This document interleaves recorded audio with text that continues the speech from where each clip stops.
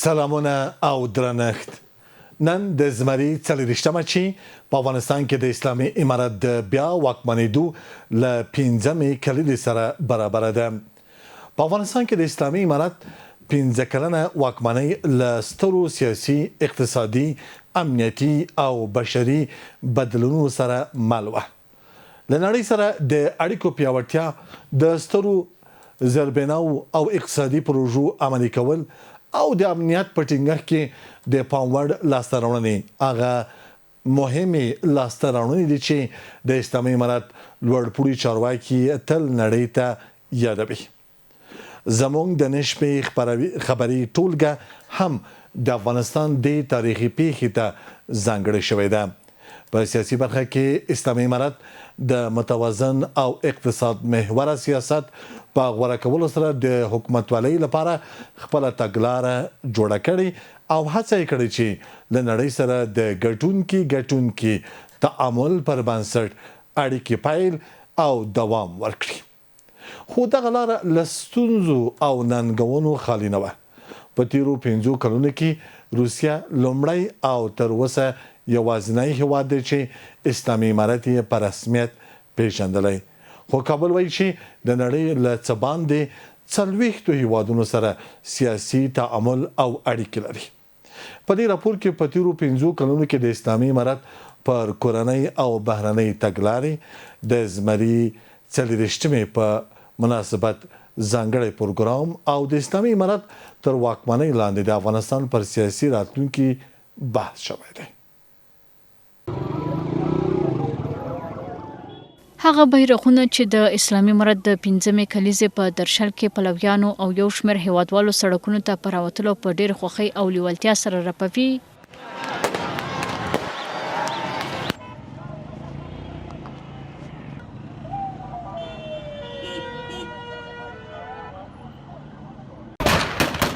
د دې ورځې د نمانځنې څرګندونه کوي.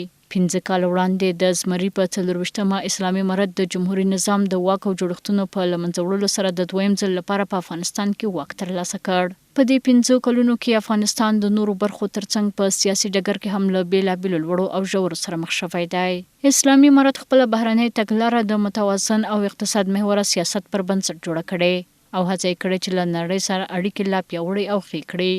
این پالیسی واضح امارت اسلامی افغانستان است. ما به همه اطمینان میدهیم. از این نگاه باید همه مطمئن باشند. دلته په کابل کې د اسلامي امارت لوړپوړي چارواکي د دې سترې تاریخي پیښې د نمانځنې لپاره راټول شوي او وایي افغانستان د ګټونکي تګلارې په غوره کولو سره له ټولو هیوادونو سره د ښو اړیکو غوښتونکی دی. د ریاست الوزرا اداري مرستیال په تیرو 15 کلونو کې د اسلامي امارت لاسته راوړنې په بېلابېلو برخو کې مهمې وبللې او نړۍ ته یې ډاډ ورکړ چې د افغانستان خاوره د ټولو هیوادونو پر وړاندې خوندي ده او له دې ځایه به هیڅ ډول ګواښ ورته متوجه نه وي.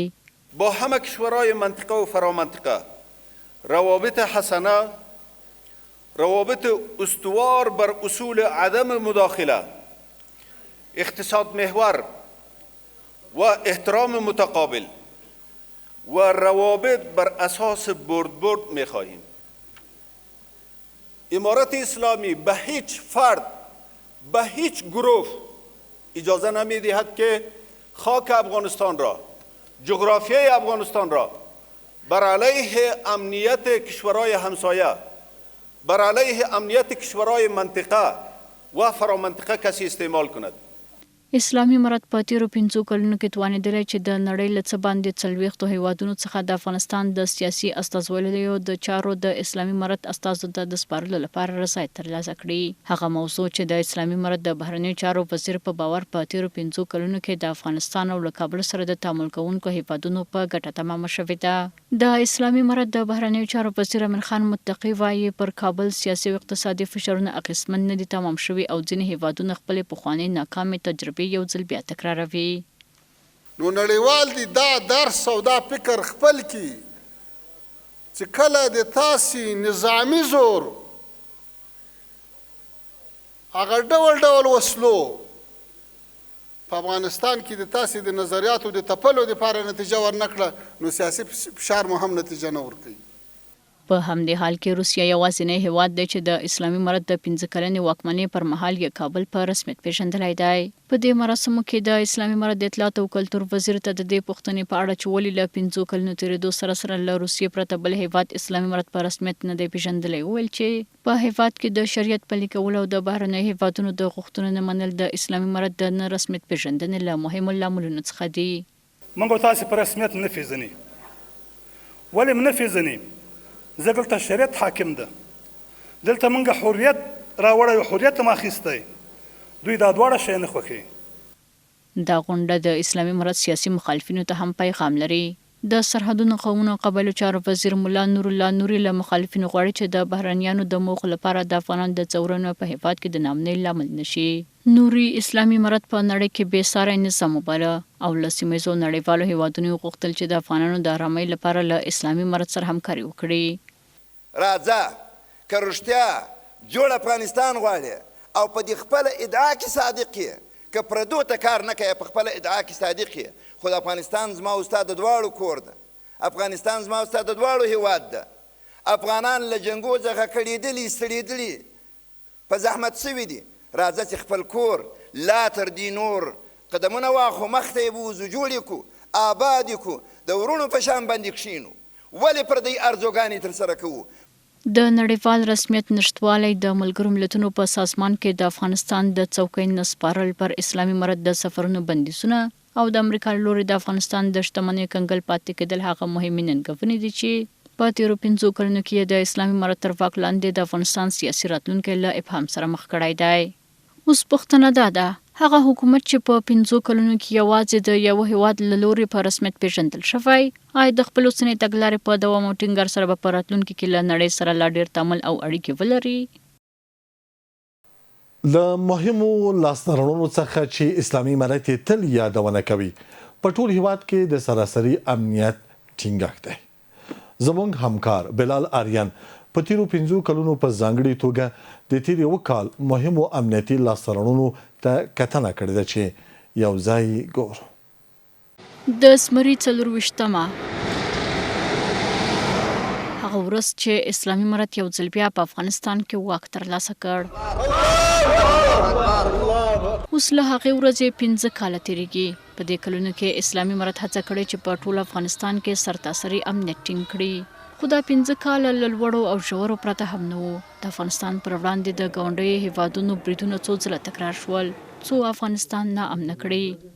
زمانی که یک همسایه نخواهی همسایه‌اش آرام باشه به این معناست که منطقه را به آرام نمیگذاره و این من حیث یک غده سرطانی در منطقه میخواه مخرب باشه همیشه.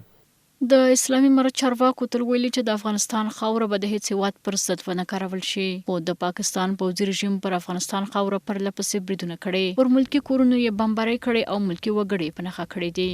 د هیواد پر افغانستان د بې بنسټه ادعاو له لارې تورونه هم لګولي، خو کابل د پاکستان ادعاوې بې بنسټه او پر افغان خاوره د دې هیواد بریدونه جنگي جنایت بولي. افغانستان خب تحت تجاوز پاکستان قرار گرفته، چندین بار حریم نقض شده ولی ما به پاسخ نماندیم. هر بار که تجاوز شده پاسخ داده شده و بازم پاسخ داده خواهد شد. ما آغازگر جنگ و بدبختی نیستیم ولی اگر مورد حمله قرار میگیریم دفاع حق مسئولین است. د دې ټولو ګواښونو ترڅنګ اسلامي امارت هڅه کړې چې په هیواد کې امنیت ټینګ کړي. له افغانستانه د اسلامي امارت د بیا واکمنېدو راهیسې د امنیت په برخه کې یو له مهمو لاسته راوړنو د داعش ډلې بشپړ مهار بلل شوی دی. در اوایل ما پدیده داعش داشتیم که الحمدلله پرچیده شد. بعضی از مفسدین هم داشتیم در کدام جای مزاحمت داشت میکردن که پرچیده شدن. حال افغانستان امن است. البته تحرکات خرد و ریزه‌ای که در سر زبان آگاهی وقت میگذره و یا در سوشل میدیا از استفاده میشه کنترل است. د اسلامي امارت دفاع وزیر مولا محمد یعقوب مجاهد په خپلو تاسو څرګندونو کې ویلي چې هیڅ فرد یا ډلې ته به اجازه ورنکړي چې له هیواد دننه یا بهر د افغانستان امنیت ګډوډ کړي. په ټول توان باندې به هڅه کوو تر څو پرې نږدو چې افغانستان کې یو نوع د انواعو مشکلات څوک ایجاد کړي، نه په داخل کې او نه د خارج څخه به چاته اجازه ورکوو چې د افغانستان امنیت اخلال کړي. د اسلامي امارت د کورنیو چارو وزیر خلیفه سراج الدین حقانی وایي د افغانستان اوسنۍ ازادي د بشمیره قربانیو په پایله کې ترلاسه شوې ده. نوموړي د 2001 کال تحولاتو ته په اشاره سره ویلي چې امریکا او ناټو هغه مهال د اسلامي امارت د ماتې زمینه برابره کړه، خو له کلونو جګړې او مقاومت وروسته اسلامي امارت په پای کې وتوانید چې امریکا په افغانستان کې ماته کړي.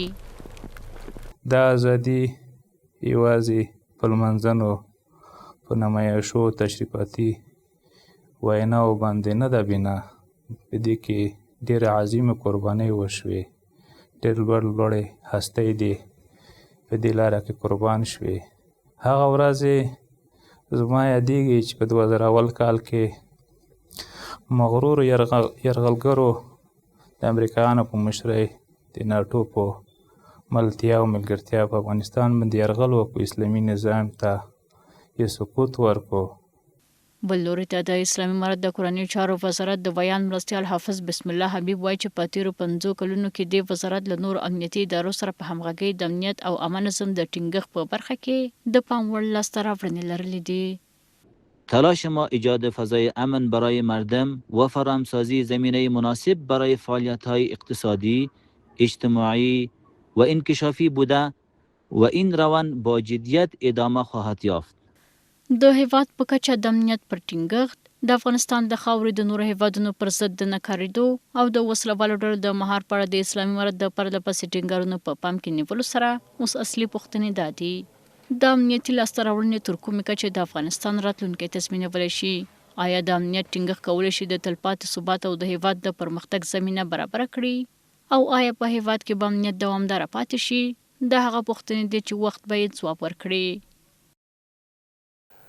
د سترو اقتصادي پروژو پلي کول او له ګاونډیو او د نړۍ له هیوادونو سره د سوداګریزو اړیکو د پراختیا هڅې د اسلامي امارت له مهمو لاسته راوړنو څخه ګڼل کیږي. له بل خوا د نړیوالو بنسټونو اندېښنې د اقتصادي وضعیت په اړه د هیوادوالو شکایتونه او له پاکستان سره د سوداګریزي لارو تړل کېدل د حکومت پر وړاندې له مهمو اقتصادي ننګونو څخه بلل کیږي. یو بل کال هم د افغانستان پر دویم ځل واکمنۍ د اسلامي امارت پر پایښت ورزیات شو. داسې کال چې له ګڼو لوړو او ژورو سره سره په بېلابېلو برخو په تېره اقتصادي برخه کې د هڅو او لاسته راوړنو شاهد و. اسلامي امارت د اقتصاد محوره تګلارې په غوره کولو سره هڅه کړې چې د سترو اقتصادي او زیربنایي پروژو د پلي کولو، د کورنیو تولیداتو او خصوصي سکتور د ملاتړ، د صادراتو د زیاتوالي او د سیمې له هیوادونو سره د اقتصادي او سوداګریزو اړیکو د پراختیا له لارې د هیواد د اقتصاد د لا ودې او پایښت زمینه برابره کړي. د اقتصاد وزارت وایي سره له دې چې بشري مرستې کمې شوي او له ایران او پاکستان څخه د افغان کډوالو پراخ بهیر لا هم روان دی، خو بیا هم توانېدلي چې د انفلاسیون کچه تر یو بریده ثابته وساتي او د بیو له شدید لوړوالي مخنیوی وکړي. د مالیې وزارت له لوري د هیواد په ګمرکونو کې هم لسګونه پراختیایي پروژې پلي شوي او د دې اقتصادي دروازو فعالیتونه د ورځې 24 ساعته دوام لري. با وجود توقف کمک‌های انکشافی و کاهش کمک‌های بشری جامعه جهانی، تداوم محدودیت‌های مالی و بانکی، مسدود ماندن دارایی‌های اثاری، بازگشت گسترده مهاجرین از کشورهای همسایه و تحولات منطقه‌ای، ثبات اقتصادی کلان حفظ گردیده، ارزش پول افغانی در برابر اثار بیرونی از ثبات برخوردار بوده، نرخ تورم در سطح پایین مدیریت شده، حجم صادرات، رشد تولیدات داخلی و عواید داخلی به گونه قابل ملاحظه افزایش یافته و مصارفات عادی و هزینه پروژه های انکشافی از عواید داخلی کشور تمویل می گردد. افغانستان هغه هیواد دی چې د شتمنۍ لویه برخه د غرونو په زړه او د ځمکې لاندې پرته ده. د کانونو پټرولیم وزارت وایي په 1404 لمریز کال کې د دې شتمنۍ د یو برخې د استخراج په موخه په بېلابېلو برخو کې 315 قراردادونه لاسلیک کړي دي. په دې قراردادونو کې د سرو زرو، اوسپنې، مسو، سرب، جست او نورو معدني موادو استخراج شامل دی چې د کوچنیو او لویو کانونو په پروژه کې د 26 میلیون ډالرو پر ارزښت د پانګونې زمینه برابره کړې ده. د 1404 کال له مهمو پیښو څخه په بدخشان او تخار ولایتونو کې د سرو زرو د کانونو د عملي استخراج د بهیر پیل و. د دې کانونو پانګونې او استخراج زرګونه کسانو ته د کار زمینه برابره کړې او کولی شي د تولید، کورنۍ عوایدو د زیاتوالي او د هیواد له طبیعي سرچینو د لا اغېزمنې ګټې اخیستنې په برخه کې مهم رول ولوبوي. د انرژي په برخه کې هم د استخراج بهیر چټک شوی دی. د آمو سیند له حوزې د نفتو تولید له نږدې 100 ټنو څخه په ورځ کې 1000 ټنو ته لوړ شوی او هممهاله له یتیم داغ څخه د ګازو استخراج هم د پام وړ زیاتوالی موندلی دی. او د سیمټو 15 شپږ سترې پروژې هم د اسلامي امارت له حاکمیت وروسته قانون او پټرولیم وزارت په قرارداد ورکړي دي. په دغه سیمټو په پروژو کې موږ سره د قندهار، هرات، لوګر، پروان، جبل جوزجان او سمنګان د سیمټو پروژې دي چې تقریبا د ټولو اکتشافي چارې بشپړې دي او د فابریکو د جوړولو او ساختماني چارې جریان لري. د نفت او ګازو په برخه کې هم قانون او پټرولیم وزارت کافي پرمختګونه کړي دي. د بیلابیلو حوزو کې عملا د اکتشاف چارې پیل کړي. په ځانګړي ډول د مدریا نفتي حوزې اړوند بیلابیلو سیمو کې د سوداګرۍ په برخه کې هم د هیواد د صادراتو ارزښت له 1 میلیارډ 909 میلیون ډالرو څخه 1 میلیارډ 922 میلیون ډالرو ته لوړ شوی دی. دا شمیرې ښایي چې د هیواد صادرات د تیر کال په پرتله 1% زیات شوي دي. په همدې موده کې واردات هم 9% زیات شوي او له 11 میلیارډ 380 میلیون ډالرو څخه 12 میلیارډ 128 میلیون ډالرو ته رسیدلي دي. تیر کال تقریبا د 10 میاشتو نه ډیره موده کېږي د پاکستان سره ټولې مواصلاتي لارې تجارت په مخ باندې تړلي، خو بیا هم د صادراتو په برخه کې 15 میلیارډ ډالر 15 میلیونه ډالرو زیاتوالی او د وارداتو په برخه کې هم د 20% زیاتوالی د دې ښوونه کوي چې یاد وزارت په خپله کاري برخه کې د حد زیات کوشش کړی څو بازارونه له موادو ډک وساتل سي، تجارت روان وساتل سي او د لارو بندښت لوی اغېز په هېواد باندې ولري. په همدې موده کې د اسلامي امارت د چارواکو له لوري د سیمې هیوادونو ته ګڼ سفرونه هم شوي. له نوې ډیلي او مسکو نیولې تر اشقاباد او تاشکند پورې دغه سفرونه له ګاونډیو او سیمهییزو هیوادونو سره د اقتصادي او سوداګریزو اړیکو د پراختیا، د نویو بازارونو د موندلو، د ترانزیتي لارو د پراختیا او د بهرنیو پانګونو د راجلبولو په موخه ترسره شوي دي. اگر امارات اسلامی افغانستان موفق شود که این پروژه را به پای اکمال برسانه و به بهره برداری بسپاره، گفته می‌تونیم که بزرگترین دستاورد امارات اسلامی افغانستان در طول 5 سال شده میتونه. یکی تطبیق پروژه کاسا 1000 است، تطبیق پروژه افغان ترانس است و تطبیق پروژه تاپی است. له دې ټولو سره د قوشتېپې کانال، ټاپي او کاسا زر په څیر د سترو ملي پروژو د عملي چارو پیل او پرمختګ هم له مهمو پروژو څخه دی چې په تیرو 5 کلونو کې چارې روانې پاتې شوې دي. خو د دې لاسته راوړنو ترڅنګ نړیوال بنسټونه لا هم په افغانستان کې د بېوزلۍ له زیاتېدو اندېښنه څرګندوي. اوس به ولیدل شي چې د اسلامي امارت 15 کلنه پراختیایي ستراتیژي به تر کومې کچې وکولی شي د بېوزلۍ په کمولو او د خلکو د ژوند د وضعیت په ښه کولو کې اغېزمنه تمامه شي.